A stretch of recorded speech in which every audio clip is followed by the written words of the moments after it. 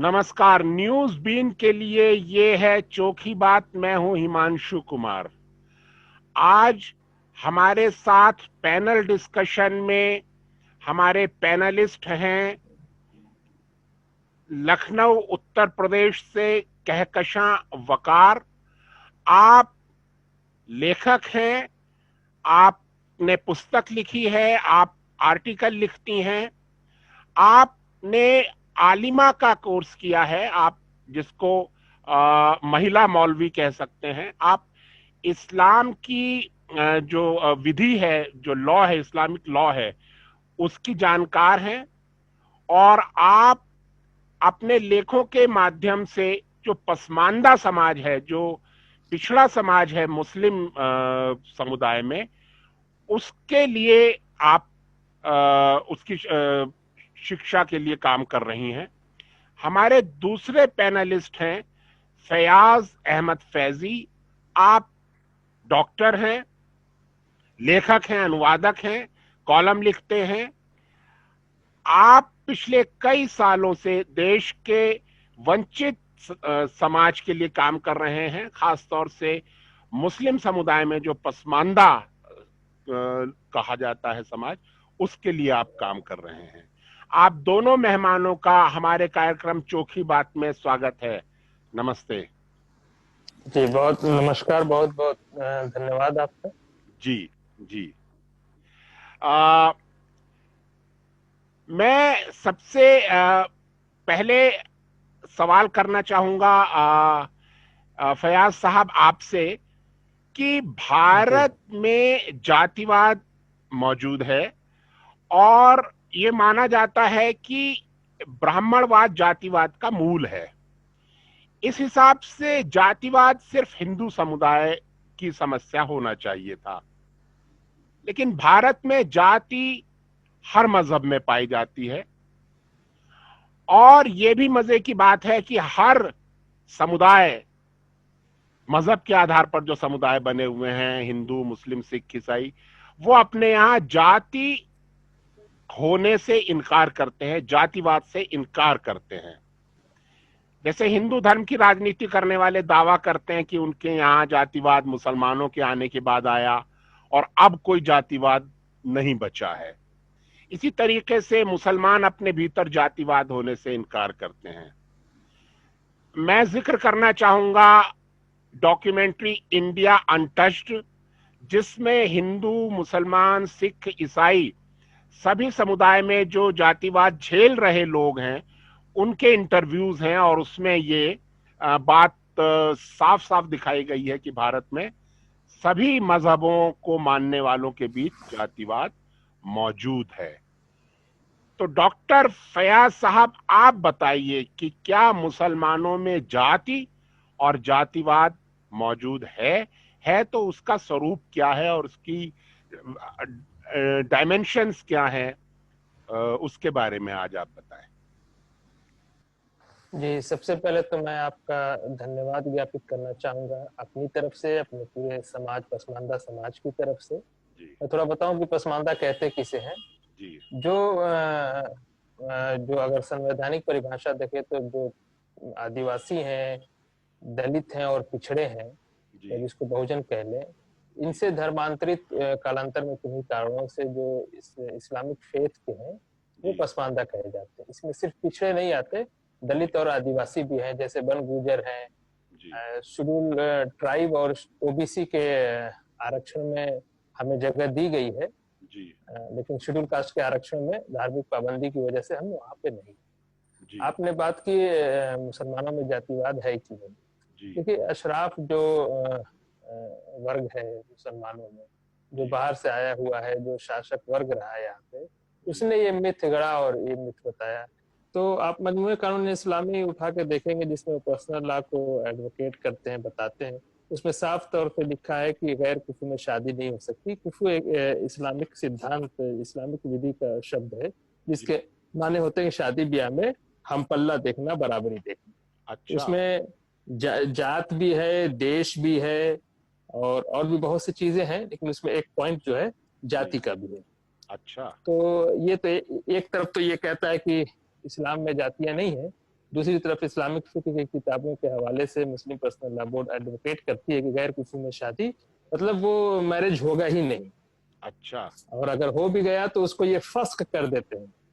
हमारे अच्छा सामने इस वक्त कहकशां जी बैठी हुई हैं जो आलिमा है, वो आपको बताएंगी कि निकाह फस्क फस्क हो जाता है, मतलब वो विधेल्ट हो जाता है, खत्म हो जाता है।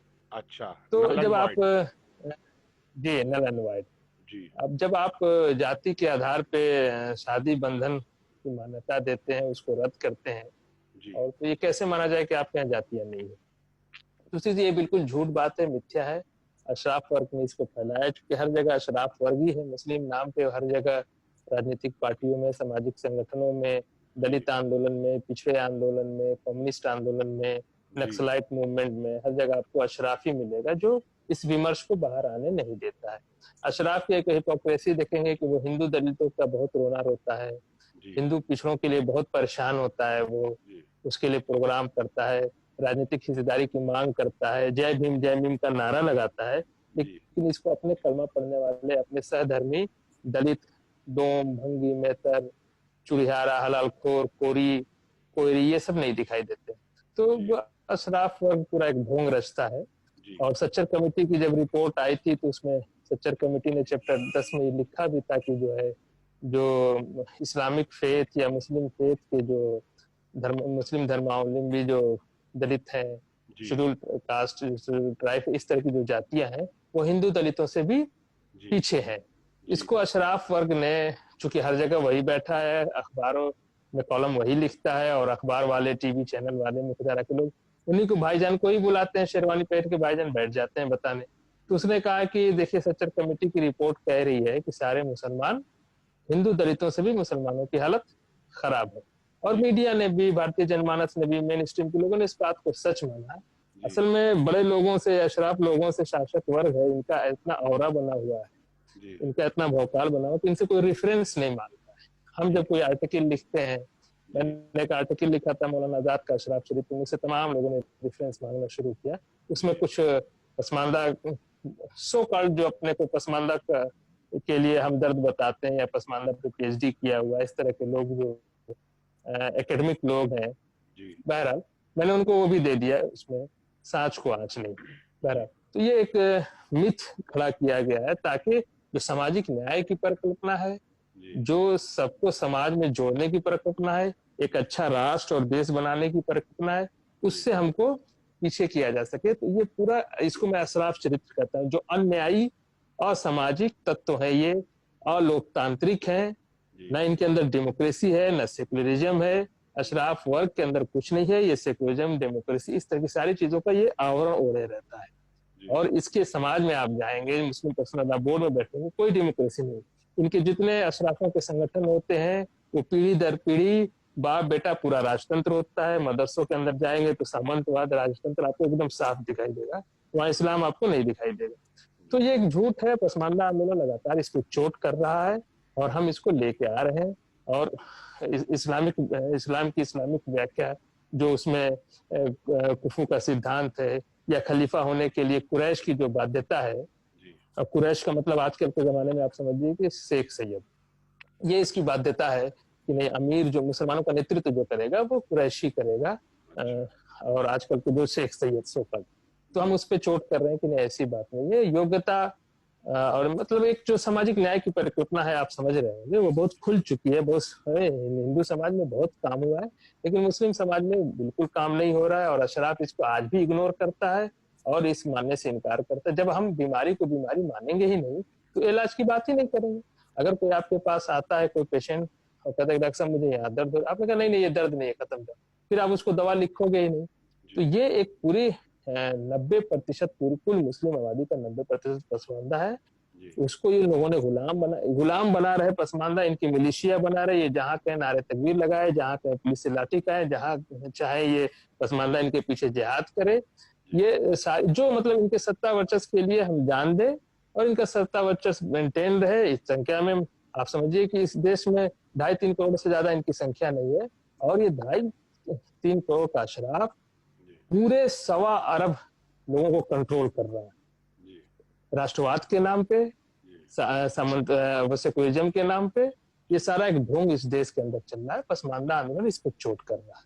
जी, तो जो एक ये धारणा है कि मुसलमानों में, ईसाइयों में या सिखों में जो जातिवाद है वो हिंदू धर्म से जो धर्मांतरित होकर गए हैं उनके साथ साथ गया है, ये बात पूरी तरह सच नहीं है। आपने कहा कि जो भेद है वो मुस्लिम लिटरेचर से भी आया है, उस वहां की परंपरा से भी आया है।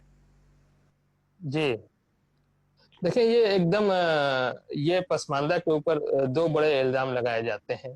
जी एक बड़ा इल्जाम ये है कि चूंकि ये कालांतर में भारतीय धर्मों से आए हुए हैं, तो चूंकि भारतीय धर्मों में जो आपको हिंदुत्व कह लीजिए या सामंत वो या सनातन धर्म कह लीजिए जी या बौद्ध धर्म या जो भी आप भारतीय धर्म जो रहे हैं उनसे ये धर्मांतरित लोग हैं, इसलिए ये अपनी बुराई लेके आए हैं। जी इस पे हमारे पसमानदा महाज के उत्तर प्रदेश के प्रभारी जो रिलायंस या मोमिन साहब ने इस पे एक आर्टिकल लिखा है जी कि जो आदमी जिस चीज से भुक्तभोगी होता है उसको लेके क्यों जाएगा। एक तो हमारे ऊपर ये इल्जाम है कि आप अपनी बुराई लेके आए हैं और इस्लाम को दूषित कर रहे हैं, जबकि इस्लाम पहले से दूषित था। आप देखिए, पहले खलीफा जो इस्लाम का है उसका जो अपॉइंटमेंट जो है बर्थ के बेस पे होता है, क्वालिटी के बेस पे नहीं होता है, मेरिट के बेस पे नहीं होता है। कहा जाता है कि कुरैश जो होगा वही खलीफा होगा।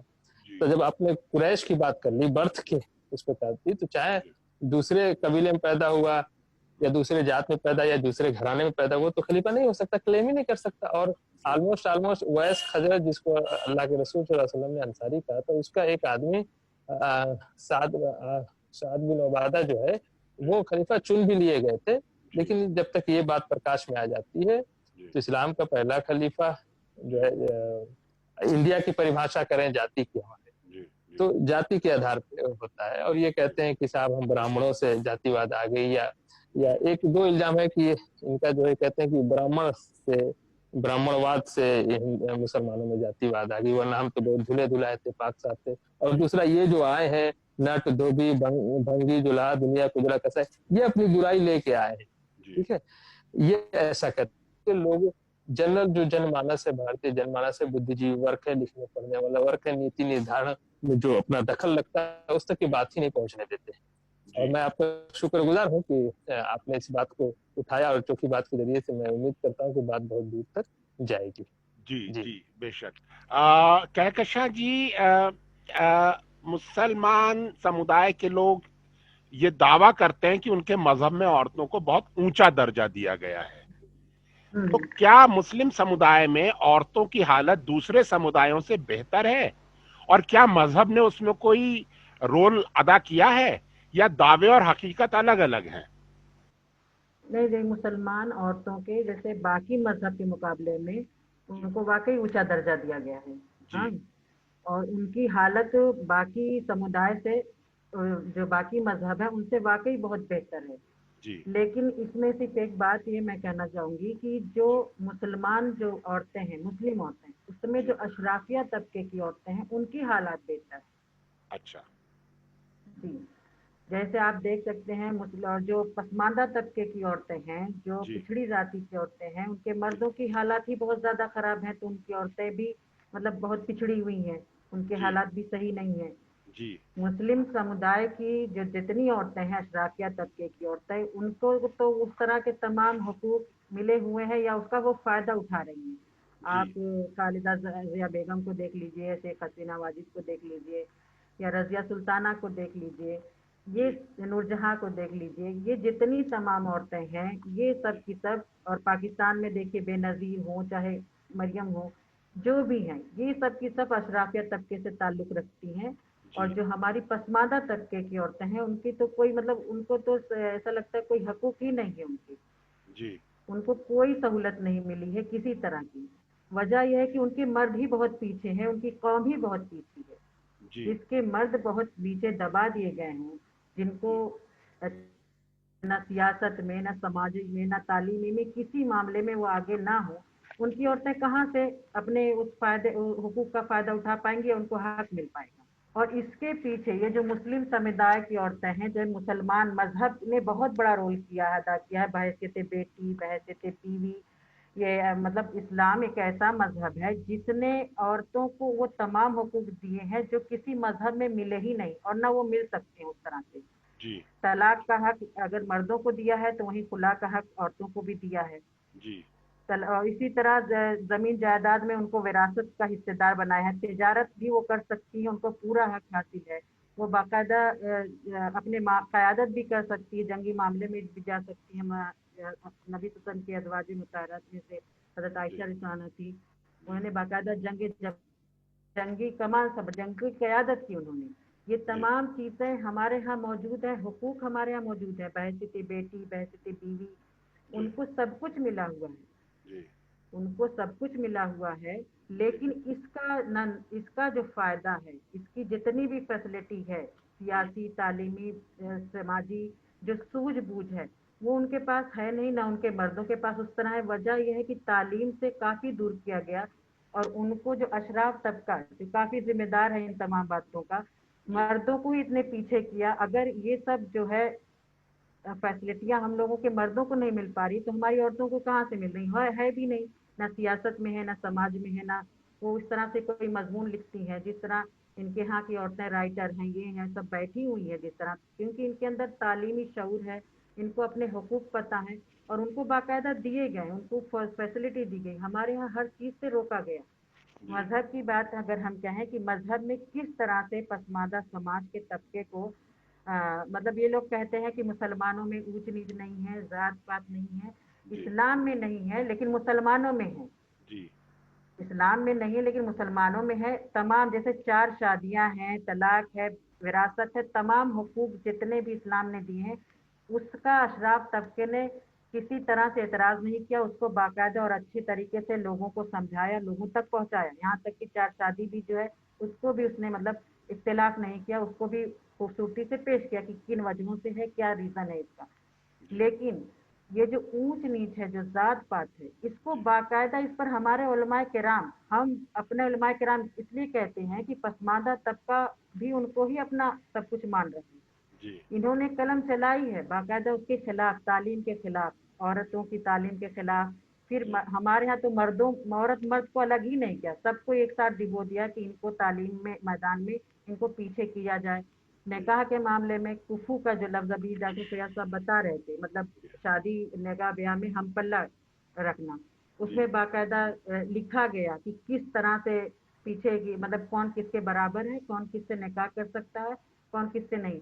एक अरबी किताब है, हिदाया फ़िक़ह की किताब है, जिसमें निकाह के बारे में बयान किया गया है कि शादी किससे होनी चाहिए, किससे नहीं होनी चाहिए। फिर उसमें ये लिखा हुआ है पसमानदा तबके के बारे में कि अगर कोई पसमानदा लड़का, पिछड़ा लड़का, पढ़ा लिखा हो, एजुकेटेड हो, उसके पास तमाम चीज़ें हैं, जो कहीं से भी अशराफ के मुकाबले में हल्का नहीं हो लड़का, और अगर उसकी शादी किसी अशराफ लड़की से हो जाती है, किसी अशराफ लड़की से कर दी जाती है, आला तबके की लड़की से, उसके लिए बाइस जिल्लत है। इस तरह ऐसे पागल, जैसे उस लड़के की मिसाल उसमें दी गई है कि उस लड़की के लिए जिल्लत का सबब ऐसा है जैसे कि कोई पागल से उसकी शादी कर दी जाए, और वो पागल कैसा, जिसपे लोग पत्थर मार रहे हैं। इतनी जिल्लत का सबब है एक पसमानदा पढ़ा लिखा लड़का एक अशराफिया लड़की से अगर निकाह करता है। ये कौन सी किताब का जिक्र किया आपने? जी, हिदाया का मैंने जिक्र किया है, जो आलिमियत में बाकायदा पढ़ाई जाती है। अच्छा, तो ये जो हजरत मोहम्मद साहब का जो आखिरी खुतबा है, वो तो बिल्कुल अलग बात कहता है। वो तो कहता है कि किसी को किसी के ऊपर कोई बड़प्पन हासिल ही नहीं है। तो क्या ये किताबें मोहम्मद साहब से भी ज्यादा ऊंची मानी जाती हैं मुसलमानों में? जी नौज बिल्ला, ऐसा तो नहीं होना चाहिए, लेकिन हकीकत यही है कि कुरान की जो बातें हैं, जो कुरान की जो उसूल है, जिसे नबी सल्लल्लाहु अलैहि वसल्लम ने बाकायदा अपनी जिंदगी में जिया है, उसको जी। मोहम्मद सल्लल्लाहु अलैहि वसल्लम के चाहने वाले जो अपने आप को ये दावा करते हैं कि ये जो है कि जो खुतबा आप बता रहे हैं कि जो एकदम अलग है, इसी बात का तो पसमानदा आज तक हम लोग उसको झेल रहे हैं मुस्लिम के नाम पे, कि मुसलमान हैं हम लोग, इसीलिए तो अपनी आवाज उठाए हैं। एकदम मजहब के खिलाफ है, कुरान के खिलाफ जा रहा है। यहाँ तक कि नबी सल्लल्लाहु अलैहि वसल्लम का जो मकसद था दुनिया में, ऊंच नीच का खात्मा, इस्लाम की बुनियाद ही इसी पे पड़ी है, उसको भी इन लोगों ने रौंद डाला है। इन लोगों, ये लोग अपनी अना और अपनी जात पात में जो लोग ये लोग हैं, ये लोग उसको भी भूल गए हैं। और इस पे हकीकत है कि इतनी आवाज जो उठाई जा रही है उसके बाद भी लोग इग्नोर कर रहे हैं। पसमानदा तहरीक में जितना लिखा जा रहा है, या हम ही लोगों ने कहा कि जैसे जो मजहबी किताबों में लिख दिया गया है ऊंच नीच बाकायदा, वो कुरान का हिस्सा नहीं, वो इस्लाम का हिस्सा नहीं, किसी तरह से वो हमारे मजहब के पूरे खिलाफ है, हमारे मजहब की बुनियाद को ही उखाड़ के फेंक दे रहा है ऊंच नीच जो है। क्योंकि नबी सल्लम जो दीन लेकर आए थे उसका मकसद ही था इंसानियत में मसावत, इंसानियत की वो बात कर रहे थे, जिसमें कोई भी, जैसे हिंदू मुस्लिम बुद्ध ईसाई कोई नहीं, सिर्फ इंसान के अंदर मसावत की बात कर रहे थे। और इन्होंने अपने कलमा गो भाई, अपने हम मजहबों के अंदर ही ऊंच नीच कर डाली। और सिर्फ वही, इतना ही जुल्म नहीं किया, बाकायदा तालीम से दूर रखा गया। आज भी आप देखेंगे हमारे पसमानदा तबके के मर्दों के अंदर वो सूझबूझ, वो तालीम, वो चीज है ही नहीं उनको, जैसे उनके जहन उस तक पहुंचता ही नहीं। इस तरह से जहन पर इन लोगों ने पहरा लगा दिया। हकीकत यह है कि पसमानदा तबका कहीं ना कहीं उनकी अंधी अकीदत समझिए, या लोग कहते हैं मोहब्बत, मुझे तो लगता है ये लत पड़ गई है पसमानदा तबके को, उनके खिलाफ नहीं जाने। आज भी जिस तरह से लत छूटती नहीं, अकीदत हो, मोहब्बत हो, किसी न किसी शक्ल में तो इंसान किसी दिन होश में आ जाता है, लेकिन ये ऐसी लत है कि वो छूट नहीं रही पसमानदा तबके से। अगर इस टीम को, जैसे आजकल आर्टिकल लिखे जा रहे हैं, आप लोग की मेहरबानी से हम लोग अपनी टूटी फूटी जबान में कुछ बातों को पहुंचा पा रहे हैं। जो लोग पढ़े लिखे भी हैं, इतना इन लोग इतना हावी हैं अशराफ तबके के, मौलाना का वो जो है बातचीत का, उन लोग का जो अंदाज बयान है, या जो लोग मदरसे में पढ़ाए जाते हैं लड़के या लड़कियां जो तालीम पाती हैं, किताबों में पढ़ती हैं, मुखालिफत नहीं कर सकती हैं, जहन में सवाल नहीं आता कि आप ये कहाँ से, जब हम इस्लाम को पढ़ रहे हैं बाकायदा मजहब का, जैसे दस्तार पहनकर मजहब का, जिस तरह ये लोग खून कर रहे हैं मजहब, इतना तो जुल्म कोई कौम नहीं करती है, कोई कौम नहीं करती है। तमाम मजहब वालों में तहरीकें उठाई गई ऊंच नीच का खात्मा करने के लिए, बाकायदा उन्हीं के हम मजहब उठे। लेकिन हमारे मुसलमानों का अलमिया है कि इतने जमाने से वो लोग बाकायदा, इन्हीं लोग जैसे जब गांधी जी हो या बहुत सारे जो लोग हैं ऊंच नीच भेदभाव को जब खत्म कर रहे थे, बाकायदा खाना खाए कि हाँ हम लोग बराबर, इस तरह की मिसाल दिया इन लोगों ने। लेकिन हमारा अलमिया ये है कि हमारे जो आलिम हैं, जिन्हें हम अपना सब कुछ रहबर रहनुमा सब कुछ मान रहा है हमारा सबका, इन्होंने बल्कि उसके खिलाफ चलाई, मतलब ऊंच नीच है, जुलाहे बज्जात जुलाहे हैं, धोबी नीचे हैं, इनको तालीम न हासिल करने दिया जाए। जब से जुलाहों ने तालीम हासिल करने शुरू कर दिया, तब से दीन में बिगाड़ पैदा हो गया। बाकायदा इस पे इन लोगों ने किताबें लिखी, फतवे जारी किए, और ऐसे ऐसे अल्फाज से नवाजा है कि शर्म आती है इनको ये कहते हुए कि हमारे उलमा। तो ये इन लोगों का हाल। और ये जो कह रहे हैं कि हिंदू में जो है, हिंदू धर्म जो है उससे जात पात आ गई, भारत के असर आ गया, ये असर तो अरब से ही आया है, खास तौर से ईरानियों से। ईरान में ही तमाम वर्ग हैं, कई तरह के ऊंच नीच ईरानियों में बहुत ज्यादा थी, वहाँ पे मक्का में भी थी, जैसे अरब देश में भी थी, वहाँ पर भी थी। हकीकत है ये जो ऊंच नीच की जो सिस्टम है, ये मुसलमानों में हिंदुओं से नहीं, खाली कि हिंदुओं से आ गया ऐसा नहीं है, ये ईरान से होता हुआ चला आ रहा है, अरब से होता चला आ रहा है साथ। और एक मैं बात बता दूंगी, जैसे अल्लामा शिबली जो है वो किताब लिखना चाह रहे थे, अल फारूक, तो उस पर सर सैयद साहब कहते हैं कि मतलब उनके ऊपर क्या किताब लिखने की जरूरत है, जैसे वो तो सैयद नहीं है, या उनके इसी तरह वो हजरत अबू बकर सिद्दीक रज़ियल्लाहु के बारे में कहते थे, अरे वो खलीफा बन गए, बुजुर्गियत की वजह से हम कुछ कह नहीं सकते, लेकिन सिर्फ वो बड़ा मतलब बुजुर्ग ही थे। लेकिन उन्होंने एतराज किया कि वो क्यों लिख रहे हैं सैयदवाद के हिसाब से, जो जोड़ रहे हैं अहले बैत के हिसाब से जोड़ रहे हैं, जबकि हमारे मोहम्मद सल्लल्लाहु अलैहि वसल्लम ने ऐसा कहीं जिक्र नहीं किया। जब हम, हाँ, ये सब हमारे उलमा ने हमारे साथ किया है, और आज तक किताबों से हज करने के लिए तैयार नहीं है। और ये भी नाम दिया जा रहा है कि दीन में तफरका पैदा किया जा रहा है, लोगों के जहन में को बांटा जा रहा है ऊंच नीच के नाम पे। ऐसा नहीं है, हम लोग तो अपना दर्द बयान कर रहे हैं या हम लोग कह रहे हैं कि इस्लाम के खिलाफ जा रही है सारी चीजें, इस्लाम के सबसे बड़े दुश्मन आप लोग हैं, ये बात की जा रही है। जी बेशक आप लोग जो महाज आपका है, जो आपका कोशिशें हैं, जो आपका आंदोलन है, वो बहुत ज़रूरी है, बहुत इम्पोर्टेंट है। और जिस तरीके से आपने कहा कि जब आप लोग पसमानदा की बात उठाते हैं तो ये कहा जाता है कि आप दीन में फ़र्क पैदा कर रहे हैं, आप मुसलमानों में फ़र्क पैदा कर रहे हैं। और यही बात हिंदुओं में भी कही जाती है कि जब कहा जाता है हिंदू एकता के लिए काम करो, हिंदू एकता महत्वपूर्ण है, जातियों की बात करके हिंदुओं में फर्क मत पैदा करो। तो इस तरीके से जो अन्याय है, जो भेदभाव है, उसके खिलाफ उठने वाली हर आवाज को दबाने की कोशिश हर मजहब में करी जा रही है। और अपने मजहबों में, अपने समुदायों में सुधार की कोशिश बेशक भीतर से ही आनी चाहिए। आप लोग जो इम्पोर्टेंट काम कर रहे हैं, मैं उसके लिए आप लोगों को मुबारकबाद देता हूं और उम्मीद करता हूं कि आप जैसे बहुत सारे लोग उठ खड़े होंगे और जो भेदभाव है वो हर समुदाय से खत्म होगा और एक दिन ये दुनिया खूबसूरत बनेगी जिसमें भेदभाव खत्म हो जाएगा। तो आज आपने वक्त निकाला और बहुत महत्वपूर्ण बातें हमारे साथ करी हैं। मौका मिलेगा तो हम जरूर दोबारा आप लोगों से बात करेंगे। हमारे साथ आज जुड़ने के लिए आप दोनों का बहुत बहुत शुक्रिया।